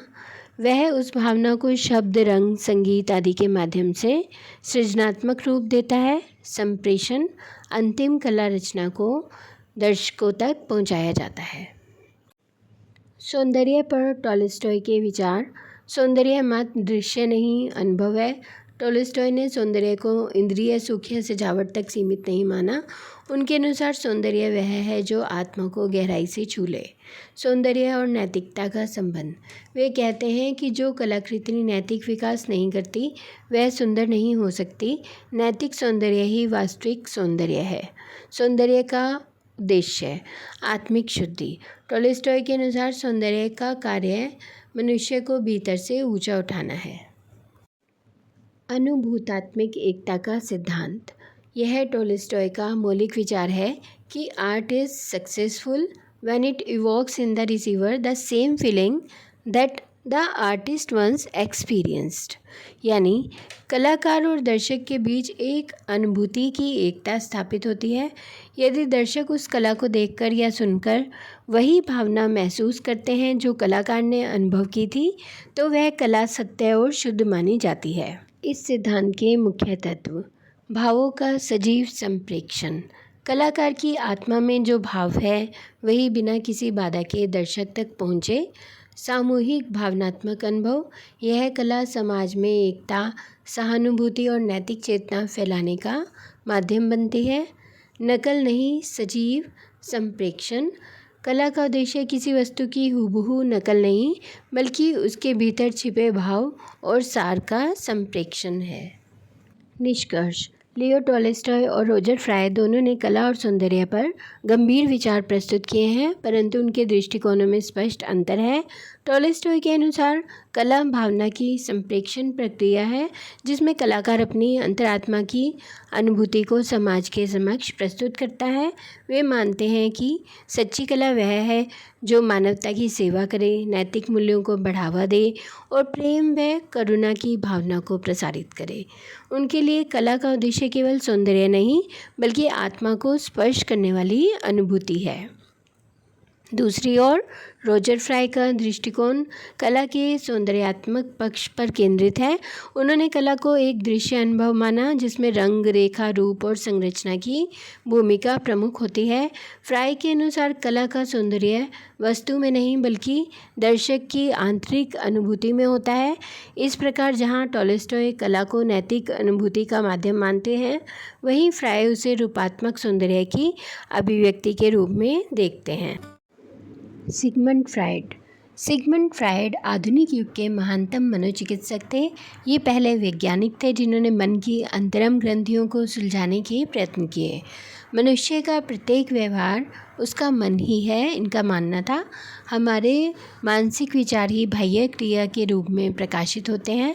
फ्राइड ने देखा कि रोगी की भावनाएं, जो उसके रोग का कारण है, समूल नष्ट नहीं होती। वे निर्देशक के प्रबल विचारों के कारण दब जाती हैं और जब अवसर मिलता है तो उभर आती हैं। उसके मन में यह कल्पना आई कि दबी हुई भावनाओं को प्रबल निर्देश के द्वारा दबाना नहीं चाहिए, वरन उसको किसी प्रकार खोजकर बाहर लाना आवश्यक है। इन्होंने अचेतन मन की भूमि पर ही कलाकृति तथा उसकी रचना प्रक्रिया का विश्लेषण किया है। फ्राइड क्या कहना चाहते हैं? मुख्य बिंदु। फ्राइड का योगदान विकृत आत्माओं के उपचार से शुरू हुआ। वे मानसिक रोगियों का इलाज करते करते इस निष्कर्ष पर पहुँचे कि मानसिक व्यवहार की जड़ें बहुत गहराई में होती हैं, जो चेतन नहीं बल्कि अचेतन मन में छुपी होती हैं। चेतन व्यवहार की डोरियाँ अचेतन खींचता है। हमारा व्यवहार जो ऊपर से दिखता है, उसकी असली वजह अचेतन में छुपी रहती है।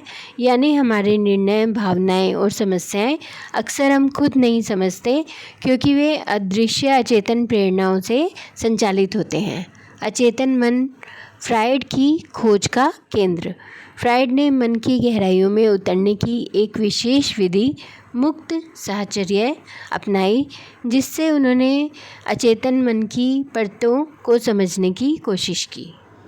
फ्राइड के अनुसार मन के 3 स्तर। चेतन मन, यह वह हिस्सा है जिसे हम जानते हैं।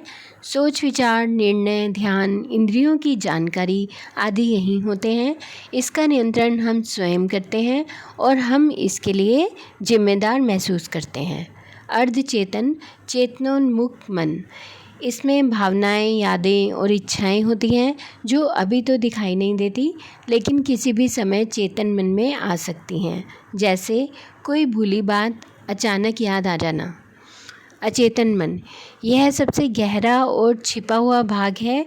इसमें वे भावनाएं, इच्छाएं, डर और अनुभव होते हैं जिन्हें हम दबा चुके होते हैं या जिन्हें समाज स्वीकार नहीं करता।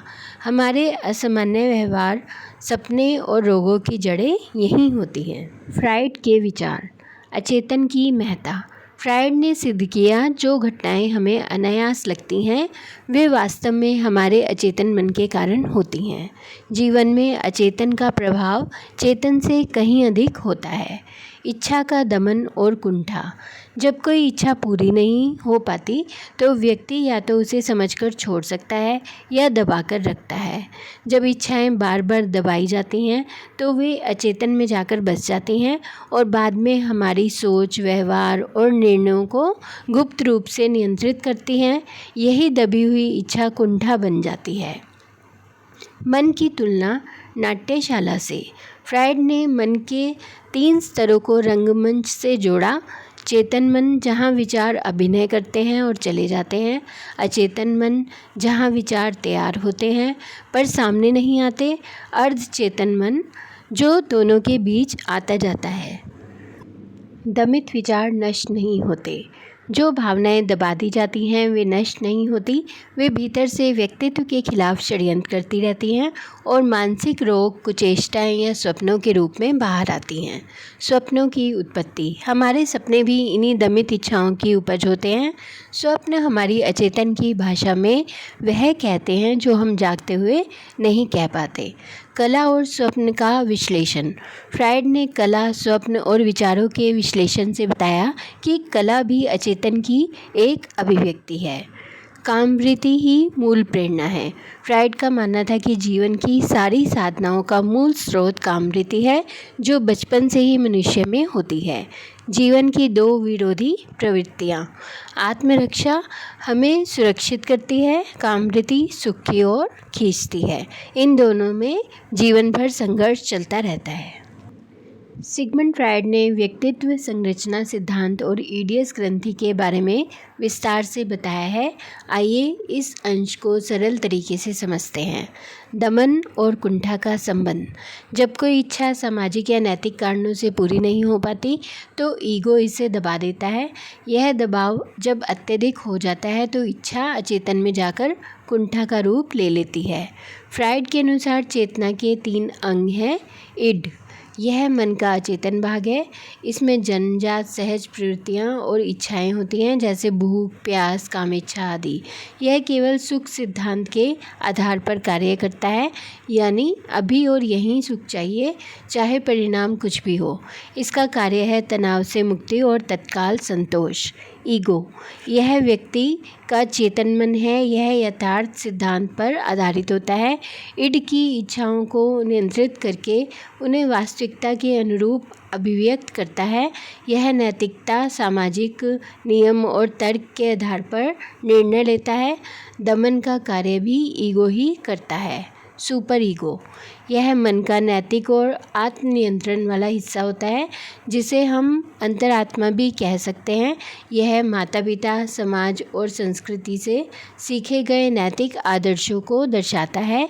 यह अच्छा बुरा, सही गलत का निर्णय लेता है। ईगो का संतुलन बनाए रखना। अगर इड की इच्छाएं बहुत तीव्र होती हैं और ईगो उन्हें रोक नहीं पाता या सुपर ईगो का दबाव बहुत अधिक हो जाता है तो व्यक्ति में मानसिक असंतुलन आ सकता है। इसलिए ईगो को मजबूत और विवेकशील होना चाहिए ताकि वह इड और सुपर ईगो के बीच में संतुलन बनाए रख सके। ईडियस ग्रंथि। प्राचीन यूनानी कथा पर आधारित ईडियस नामक बालक की भविष्यवाणी होती है कि वह अपने माता पिता की हत्या करके अपनी माँ से विवाह करेगा। यही होता भी है। अनजाने में वह अपने जैविक पिता को मार देता है और माँ से विवाह कर लेता है। जब उसे सच्चाई का पता चलता है तो वह आत्मग्लानि में अपनी आँखें फोड़ लेता है। फ्रायड की व्याख्या। फ्रायड ने इसे बचपन की मानसिक स्थिति से जोड़ा। बालक के मन में माता के प्रति प्रेम और पिता के प्रति प्रतिस्पर्धा का भाव होता है। यही ईडियस ग्रंथि कहलाती है। यदि यह भावना दबा दी जाती है और अचेतन में चली जाती है तो यह वयस्क जीवन में विभिन्न मानसिक समस्याओं का कारण बन सकती है। नार्सिसिज्म क्या है? कथा आधारित व्याख्या। नार्सिसिस नामक एक सुंदर युवक था जिसे किसी और के सौंदर्य से मोह नहीं हुआ। एक दिन उसने पानी में अपनी परछाई देखी और खुद से ही प्रेम कर बैठा। अंततः वह पानी की ओर झुका और फूल बन गया। फ्रायड का मनोवैज्ञानिक विश्लेषण। नार्सिसिज्म उस स्थिति को कहते हैं जब व्यक्ति अपने आप से प्रेम करता है। वह अपने रूप, योग्यता और अस्तित्व से इतना मोहित हो जाता है कि बाहरी दुनिया के प्रति उदासीन हो जाता है। बचपन में आत्मरति। जन्म के समय शिशु को केवल अपने आप का ही बोध होता है।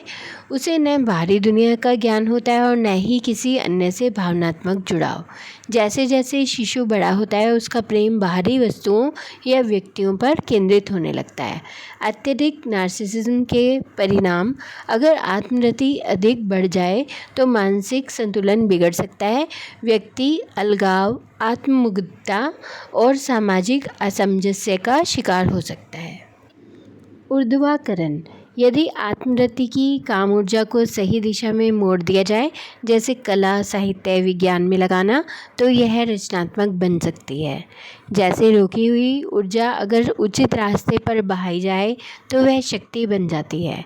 कला और अचेतन मन, फ्राइड के विचार। जब ईड या ईगो में कुछ अंश दमित होकर अर्ध चेतन में चले जाते हैं तो वही कलात्मक कल्पना बनते हैं। यानी कला अचेतन की भाषा है जो रूप, रंग, ध्वनि आदि के माध्यम से बाहर आती है। कला में अचेतन की अभिव्यक्ति। हमारी दबी हुई इच्छाएं और वासनाएं कला में प्रतीकों और बिंबों के माध्यम से व्यक्त होती हैं। रंग विशेष महत्व रखते हैं क्योंकि वे सीधे मन के गहरे स्तरों तक पहुंचते हैं। रंग अचेतन भावनाओं को बिना शब्दों के उभार सकते हैं, जबकि रूप बदलते भावों के अनुसार अपना अर्थ बदल सकते हैं। कलाकृति की प्रभावशीलता। किसी भी कलाकृति को देखकर दर्शक को जो संतोष मिलता है वह केवल बौद्धिक नहीं होता, बल्कि उसकी दमित इच्छाओं और भावनाओं का भी परोक्ष रूप से समाधान होता है। कला बौद्धिकता और इंद्रियता से ऊपर जाकर गहरे मानसिक स्तरों को छूती है। फ्राइड के सिद्धांत की आलोचना। यौन व्यापार को अत्यधिक महत्व। कला और सौंदर्य को केवल यौन दृष्टि से देखना एकांगी है। यह आवश्यक नहीं कि हर सुंदर वस्तु यौन भावना से जुड़ी हो। सौंदर्य व्यक्तिगत अनुभव है। सुंदरता का अनुभव व्यक्ति पर निर्भर करता है। कोई कुरूप वस्तु साहचर्य से सुंदर लग सकती है। सार्वभौमिक सौंदर्य। कुछ वस्तुएं सभी को सुंदर लगती हैं, जैसे गुलाब, इंद्रधनुष। उनकी सुंदरता यौन भावना से नहीं समझी जा सकती। उच्च मानसिक आनंद की उपेक्षा। यदि यौन भावना ही आधार हो तो कला केवल उत्तेजक होनी चाहिए, परंतु ललित कला उच्च मानसिक सुख देती है जो यौन प्रेरणा से परे है। कला पक्ष की उपेक्षा। यह दृष्टिकोण केवल भाव पक्ष, विषय वस्तु पर केंद्रित है। कला की तकनीकी बारीकियां, रचना शैली आदि उपेक्षित रह जाती हैं। निष्कर्ष। मनोविश्लेषणात्मक सौंदर्य शास्त्र कला के भाव पक्ष को तो समझता है, लेकिन उसके कलात्मक पक्ष के साथ न्याय नहीं कर पाता। इसीलिए उसे आंशिक दृष्टिकोण माना जाता है, जिसे अन्य सौंदर्य दृष्टियों के साथ जोड़कर ही संपूर्ण समझ विकसित की जा सकती है। I.A. रिचर्ड्स। I.A. रिचर्ड्स का जन्म 26 फरवरी 1893 को इंग्लैंड में हुआ था। वे 20वीं शताब्दी के प्रमुख अंग्रेजी साहित्यकार, समालोचक और भाषा वैज्ञानिक थे। उन्होंने साहित्य की आलोचना को वैज्ञानिक, मनोवैज्ञानिक और व्यवहारिक दृष्टिकोण प्रदान किया। उनकी प्रमुख कृतियां हैं the principle of literary criticism, practical criticism, the meaning of meaning. Richards 20वीं शताब्दी के ऐसे विचारक हैं जिन्होंने कला को जीवन से जोड़ने का प्रयास किया। वे कलावादी विचारकों जैसे क्रोचे से भिन्न थे, जिन्होंने कला और जीवन के बीच दूरी बना दी थी। कला और जीवन का संबंध। रिचर्ड्स मानते थे कि कला को केवल कला के लिए नहीं देखा जाना चाहिए, बल्कि उसे जीवन के अनुभवों से जोड़ा जाना चाहिए। उन्होंने कलात्मक अनुभूतियों की मनोवैज्ञानिक व्याख्या की।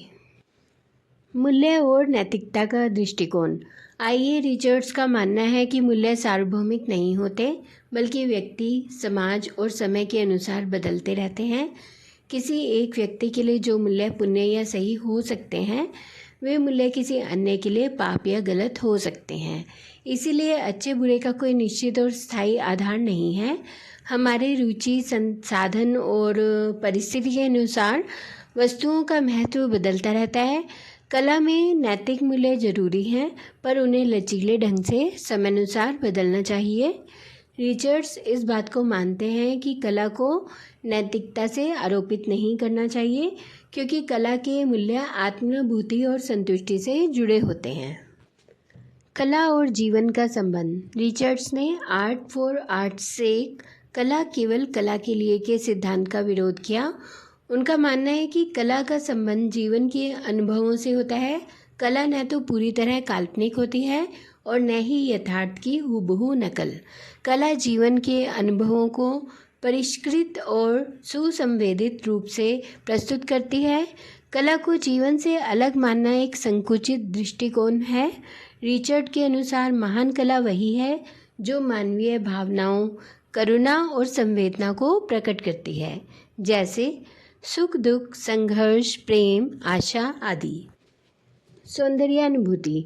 रिचर्ड्स के अनुसार सौंदर्यानुभूति कोई अलौकिक या विलक्षण तत्व नहीं है। यह एक सामान्य अनुभूति है, पर उसका स्वरूप विशेष होता है। सौंदर्यानुभूति का मुख्य आधार स्मृति है। जब हम किसी कला को देखते या सुनते हैं तो हमारे भीतर के पुराने अनुभव जागृत हो जाते हैं। कला का परिशीलन करते समय हम जानते हैं कि यह वास्तविक वस्तु नहीं है, बल्कि एक चित्रित अनुभव है। यह एक खास कला का नियम है। यही प्रक्रिया कला को एक निव्यक्तिक अनुभव बनाती है, व्यक्तिगत होते हुए भी सबके लिए समझने योग्य है। संप्रेक्षण। रिचर्ड का मानना है कि कला की रचना करते समय कलाकार का पहला उद्देश्य होता है स्वयं को अभिव्यक्त करना और आत्मसंतुष्टि प्राप्त करना, परंतु कलाकार का अचेतन मन हमेशा चाहता है कि उसकी अनुभूतियाँ दूसरों तक पहुँचें। जब कोई व्यक्ति कुछ ऐसा रचता है जिससे दूसरा व्यक्ति प्रभावित हो जाता है और उसकी अनुभूति से तादात्म्य स्थापित कर लेता है, तो वह संप्रेक्षण की स्थिति होती है। रिचर्ड्स के अनुसार कलाएं संप्रेक्षण क्रियाओं के उत्कृष्ट रूप हैं। चित्र, कविता, संगीत, मूर्तिकला, ये सब अपने अपने ढंग से भावों का संप्रेक्षण करती हैं। संप्रेक्षण की शर्तें और प्रक्रिया। संप्रेक्षण की प्रक्रिया जटिल और द्विपक्षीय होती है। इसमें कलाकार और प्रमाता, दर्शक और श्रोता दोनों की भूमिका होती है। संप्रेक्षण तभी सफल होता है जब कलाकार के पास समृद्ध अनुभूतियाँ हों, दर्शक के पास ग्रहण क्षमता हो, दोनों के भावों में साम्यता हो। बहुत सी मानवीय भावनाएं जैसे प्रेम, भय, करुणा, उत्साह सभी में सामान्य रूप से पाई जाती हैं। इन्हीं का चयन कलाकार को करना चाहिए। स्वरूपगत तत्व। कला में कुछ रूपात्मक तत्व होते हैं जो संवेगों को उत्तेजित करते हैं। कविता में लय, मात्रा, संगीत में आरोह अवरोह स्वर, चित्रकला में रंग, आकार, संरचना, मूर्तिकला में आयतन, भार, गति। ये तत्व दर्शक के भीतर समान प्रतिक्रिया उत्पन्न करते हैं जिससे संप्रेक्षण सफल होता है। सामाजिक और मानवीय प्रभाव। रिचर्ड का मानना है कि कलाकृति केवल सौंदर्य का अनुभव नहीं देती, वह व्यक्ति में आंतरिक परिवर्तन लाती है। कलाओं का सहयोग सामाजिक परिवर्तन में भी होता है। वे सामूहिक सद्भावना और समाज में करुणा को बढ़ावा देती हैं। एक अच्छी कलाकृति व्यक्ति को जीवन की पूर्णता की ओर ले जाती है। निष्कर्ष। I.A. रिचर्ड्स का कला दर्शन मनोवैज्ञानिक, सामाजिक और मानवीय अनुभवों पर आधारित है। वे कला को केवल कल्पना नहीं मानते, बल्कि उसे जीवन के गहराई से जुड़ा हुआ अनुभव मानते हैं, जिसका उद्देश्य आत्म अभिव्यक्ति, संप्रेक्षण और सामाजिक परिवर्तन होता है। जॉर्ज संतायना एक प्रसिद्ध सौंदर्य शास्त्री और दार्शनिक थे। उन्होंने सौंदर्य को अनुभव के माध्यम से समझने की कोशिश की और उसे वस्तुगत आनंद के रूप में परिभाषित किया। उन्होंने कला को सौंदर्य का माध्यम माना तथा सौंदर्य को आनंद और संवेदात्मक बोध से जोड़ते हुए उसके 3 प्रमुख स्तरों भौतिक, रूपात्मक और साहचर्य की स्थापना की। उनकी प्रमुख कृतियाँ हैं the sense of beauty, the life of reason, realm of being. मुख्य बिंदु। सौंदर्य का अर्थ। संतायना के अनुसार सौंदर्य वस्तुबद्ध आनंद है। वह आनंद जो किसी वस्तु के माध्यम से अनुभव होता है वही सौंदर्य है।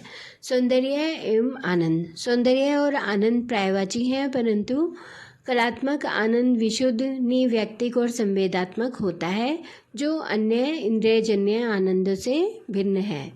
निव्यक्तिक आनंद। कलात्मक आनंद में कोई स्वार्थ या इच्छा पूर्ति नहीं होती। यह आत्मा को ऊपर उठाने वाला होता है, जिसमें व्यक्ति शिवत्व का अनुभव करता है। सौंदर्य और नैतिकता का भेद। संतायना सौंदर्य को नैतिकता से भिन्न मानते हैं। सौंदर्य का संबंध केवल आनंद से होता है, नैतिक मूल्यों से नहीं। सौंदर्य के 3 स्तर। उन्होंने सौंदर्य के 3 स्तर बताए। भौतिक मूल्य जैसे संगमरमर, धातु, रंग आदि। रूपात्मक मूल्य। सौंदर्य का वास्तविक स्तर जो कला का आवश्यक तत्व है। साहचर्यपरक मूल्य, दर्शक और कलाकार के अनुभवों का भावनात्मक संबंध। समग्रता की मान्यता। सौंदर्य एक समग्र अनुभव है जिसमें माध्यम और आकार, विषय तीनों का अभिन्न सहभाव होता है। सौंदर्य शास्त्र की प्रकृति। संतायना सौंदर्य शास्त्र को सौंदर्य चिंतन मानते हैं, न कि तत्व मीमांसा। वे सौंदर्य को एक स्वाभाविक अनुभूति के रूप में स्वीकारते हैं। मनोवैज्ञानिक और प्राकृतिक दृष्टिकोण। उन्होंने सौंदर्य अनुभूति को एक प्राकृतिक अनुभूति माना और मनोवैज्ञानिक दृष्टिकोण का समर्थन किया। Susanne Katherine Langer. Susanne Katherine Langer एक प्रसिद्ध अमेरिकी दार्शनिक थी जिनका जन्म 20 दिसंबर 1895 को हुआ था और उनका निधन 17 जुलाई 1985 को हुआ था। वे मुख्य रूप से सौंदर्य शास्त्र और प्रतीकात्मक दर्शन के क्षेत्र में अपने मौलिक विचारों के लिए जानी जाती हैं। लैंगर ने खासकर यह समझाने की कोशिश की कि कला की भाषा क्या है और हम कला को कैसे समझते व अनुभव करते हैं। उनकी प्रसिद्ध पुस्तक फीलिंग एंड फॉर्म में उन्होंने कला की प्रकृति पर गहन विवेचन किया और कला को प्रतीकात्मक रूप कहा। लैंगर की मुख्य विचार। कला प्रतीकात्मक रूप की सृष्टि करती है। लैंगर के अनुसार कला वास्तविक जीवन की नकल नहीं है और न ही केवल किसी भावना की सीधी अभिव्यक्ति है, बल्कि यह एक प्रतीकात्मक रूप है जो अनुभूति और भावनाओं को आकार देकर प्रस्तुत करती है। कला और अनुभूति। उन्होंने कहा कि कला का कार्य यह नहीं है कि वह जीवन का यथार्थ चित्रण करे, बल्कि वह एक ऐसी संरचना प्रस्तुत करे जो मानवीय अनुभूतियों का प्रतीक बन सके। इसमें सौंदर्य बोध उत्पन्न होता है जो न तो मात्र आनंद है और न ही व्यवहारिक अनुभव। सौंदर्य शास्त्र का स्वरूप। लैंगर का मानना था कि सौंदर्य शास्त्र न तो केवल आस्वादन का विज्ञान है, न केवल अभिव्यक्ति का और न ही सौंदर्य के तत्वों का दार्शनिक अध्ययन मात्र। उन्होंने स्पष्ट किया कि यदि हम सौंदर्य शास्त्र को केवल ललित कलाओं तक सीमित कर दें तो यह अधूरा होगा। कला की स्वतंत्र सत्ता। उनके अनुसार कला को धर्म या विज्ञान की तरह किसी अन्य प्रणाली के समान नहीं समझा जा सकता।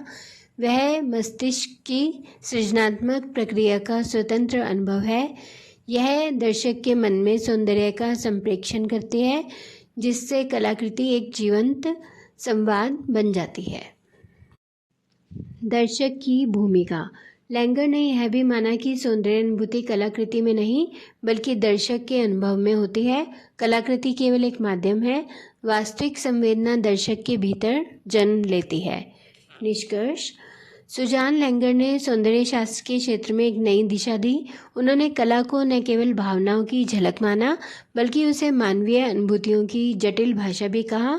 उनका प्रतीकात्मक रूप का सिद्धांत आज भी सौंदर्य शास्त्र में अत्यंत महत्वपूर्ण माना जाता है।